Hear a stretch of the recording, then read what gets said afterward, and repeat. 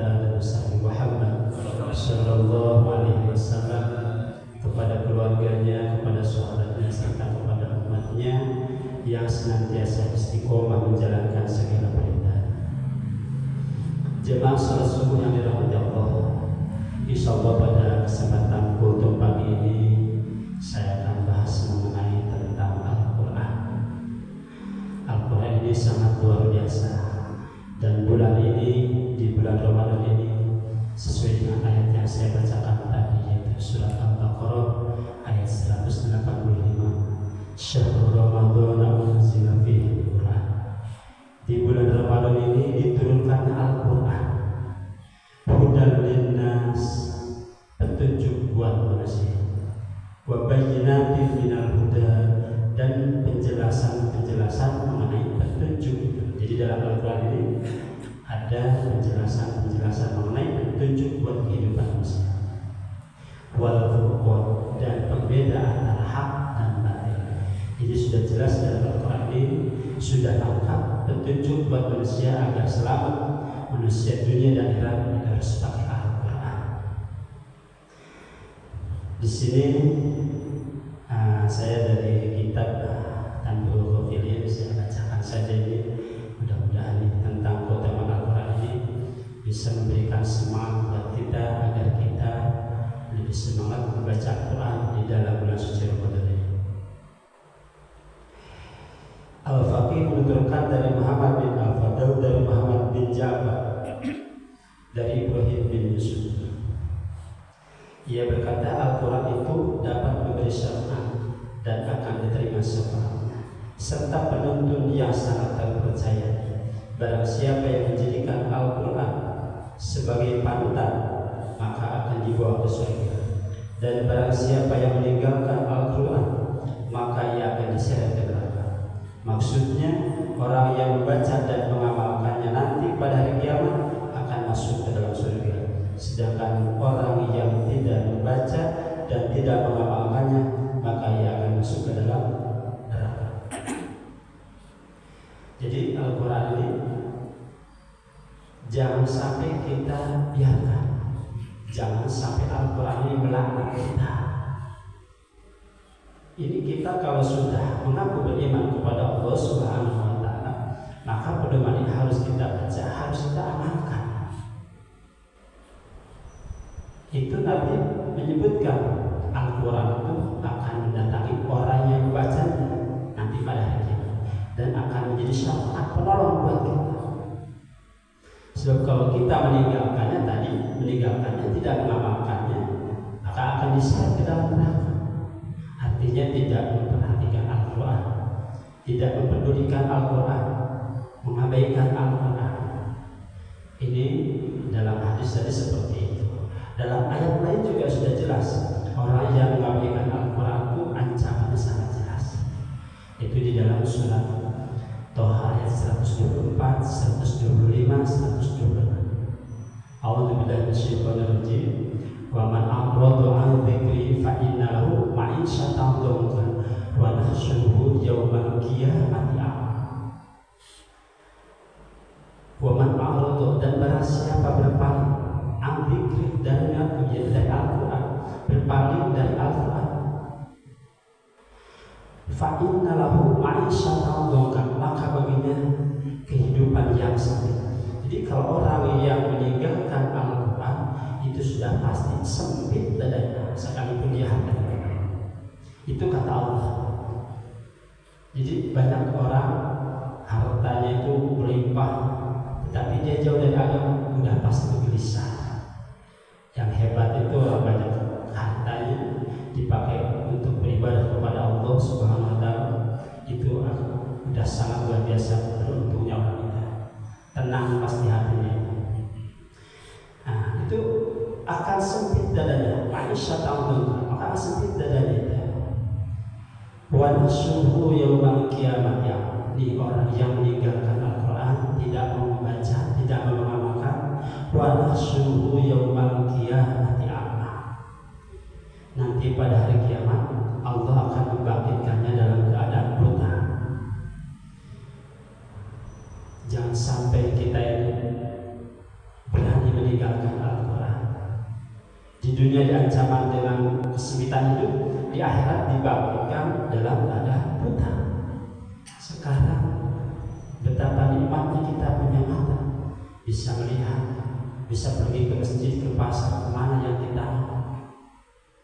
Bayangkan di akhirat yang selama-lamanya sangat buta, manusia itu bisa berprotes kepada Allah, akhirnya bicara kepada Allah. Qala rabbi lima hasyartani a'ma wa qad kuntu basira. Bisa ngomong begitu. Ya Allah, kenapa kami dibangkitkan dalam keadaan buta? Padahal dahulu sewaktu dunia kami bisa melihatnya, ya Allah. Betapa gak enaknya orang tua waktu itu gak bisa melihat. Maka Allah menjawab di dalam ayat 126. Qala kadzalika ataska ayatuna fanasitaha wa kadzalika yauma tunsa. Kata Allah, demikianlah dahulu telah datang kepadamu ayat-ayat kami, yaitu Al-Quran, dan kamu mengabaikannya, tidak membaca, tidak mempelajari, tidak mentadabburi, tidak mengamalkannya. Bahkan dari kalian manusia, begitu pula pada hari ini kamu aku abaikan. Ini ancaman ini harus jadi perhatian buat kita. Orang yang tidak membaca, mempelajari, mentadabburi Al-Quran dan mengamalkannya, maka resikonya diabaikan oleh Allah Subhanahu wa Ta'ala. Nah, jamaah salat subuh ini peringatan buat kita. Basyirnya kabar gembiranya tadi akan menjadi syafaat buat kita, akan menuntun kita ke dalam surga. Itu basyirnya, kabar gembira buat kita. Nadirnya peringatan buat kita, kalau sampai meninggalkannya maka Allah akan mengabaikannya. Jamaah salat subuh dirahmati Allah. Hanya ada hadis dari Al-Nasi meriwayatkan dari Abu Salih, dari Abu Hurairah, dari Nabi Sallallahu Alaihi Wasallam, beliau bersabda yang artinya, barang siapa yang melapangkan saudaranya yang mukmin dari satu kesulitan di antara kesulitan dunia, maka Allah akan melapangkan baginya satu kesulitan di antara kesulitan akhirat. Jadi kalau kita menolong saudara kita yang sedang kesulitan, maka kita akan ditolong oleh Allah dari kesulitan akhirat. Barang siapa memudahkan orang yang berada dalam kesusahan, maka Allah akan memudahkannya di dunia dan di akhirat. Jadi kalau kita suka menolong, mudahkan urusan saudara kita, ikhwan-ikhwan kita, maka begitu kita mendapatkan kesulitan, insya Allah pasti Allah menolong. Itu sudah janji. Rasul mengatakan seperti itu. Kalau kita pengen ditolong oleh Allah, yang permudahkan urusan orang lain, bantu yang kita mampu.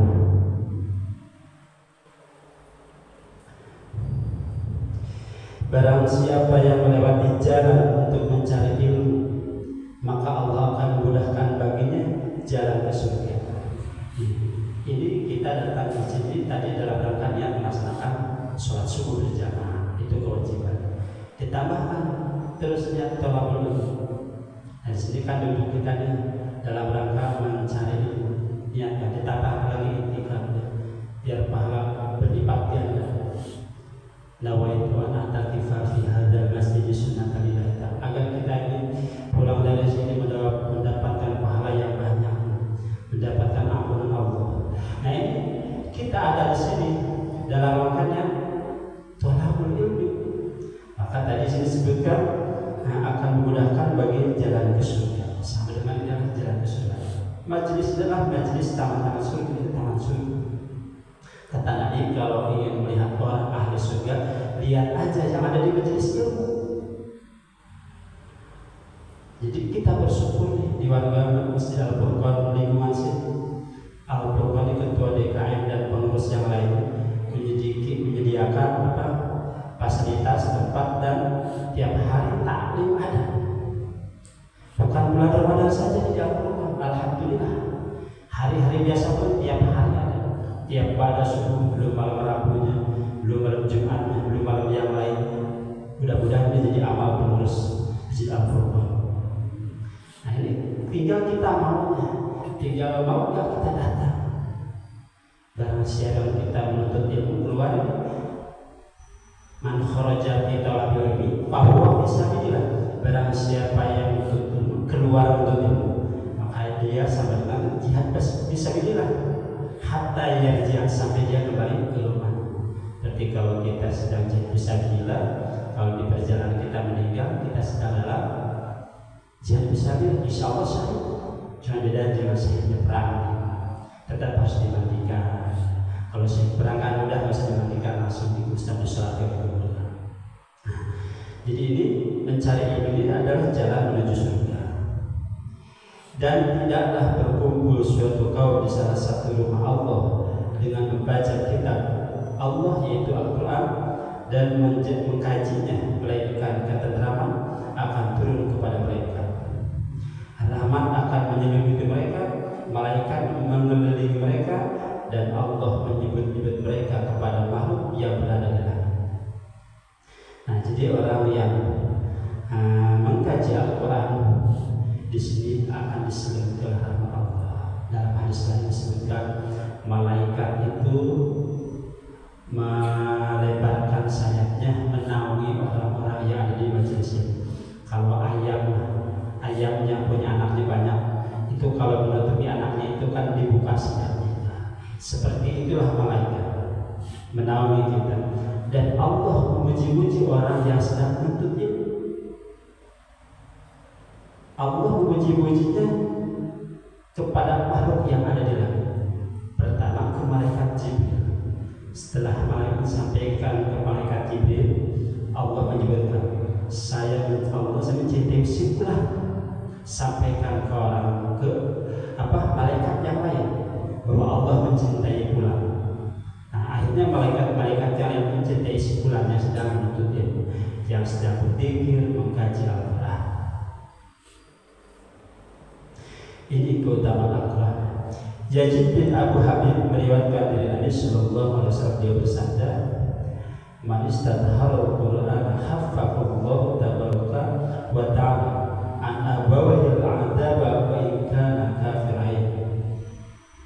Barang siapa mempelajari Al-Quran, maka Allah yang Maha Pemberkah lagi Maha akan meringankan siksaan kedua orang tuanya meskipun dia kafir. Orang kafir tidak pasti diazab neraka khalidina fiha, cuma akan diringankan. Apalagi kalau orang tua itu orang beriman, kemudiannya sangat luar biasa. Kalau dalam hadis menjelaskan itu, orang tua yang punya anak-anaknya hafal Al-Quran dan mempelajarinya, mengamalkan, maka kedua orang tua itu dikasih mahkota. Mu'adz bin Jabal meriwayatkan dari Nabi Sallallahu Alaihi Wasallam, beliau bersabda, salah satu humul ghuraba fid dunya. Jadi ada 3 hal yang asing di dunia. Yang pertama itu Al-Quran fi jawfil dhul, Al-Quran yang berada di dalam dada orang yang suci. Jadi begini, ini asing, aneh. Orang itu hafal Al-Quran, orang itu tahu Al-Quran, bisa membacanya, mengkajinya, tahu. Tetapi akhlak dan perilaku dia tidak sesuai dengan Al-Quran, itu aneh. Seharusnya kalau orang yang sudah mengaji Al-Quran, mempelajari, mentadabbur Al-Quran, harusnya akhlaknya seperti Al-Quran. Jadi kalau ada yang bertentangan berbeda dengan Al-Quran, maka itu termasuk aneh. Yang kedua,